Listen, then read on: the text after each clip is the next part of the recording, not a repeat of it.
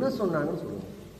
நான் தான் அடிச்சு கொண்டாந்து விட்டேன்னு தான் சார் சொன்னாங்க. அதை தான் சொல்லிட்டேன் ஆரம்பத்திலேயே. நான் தான் அடிச்சு கொண்டாந்து ஒப்படைச்சோம்னு சொல்லிட்டாங்க.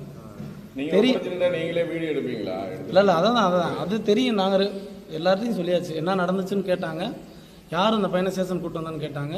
கூட பணிபுரிஞ்ச பையன் அன்றைக்கி கஸ்டடியில் இருந்த பையன் தான். அன்றைக்கி அந்த பையனை தான் அன்றைக்கி வந்து பைக்கில் ஏற்றிட்டு போகிறாப்புல ஸ்டேஷனுக்கு. நாங்கள் யாரும் ஸ்டேஷனுக்கு அவரை ஏற்றி கூட்டிகிட்டு போகல.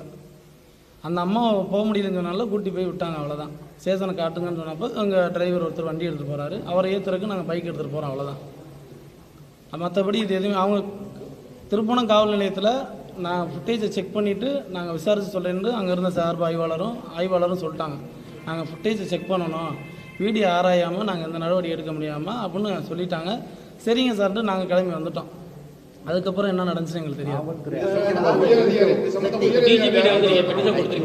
பெட்டிஷன் கொடுத்துருக்கீங்க.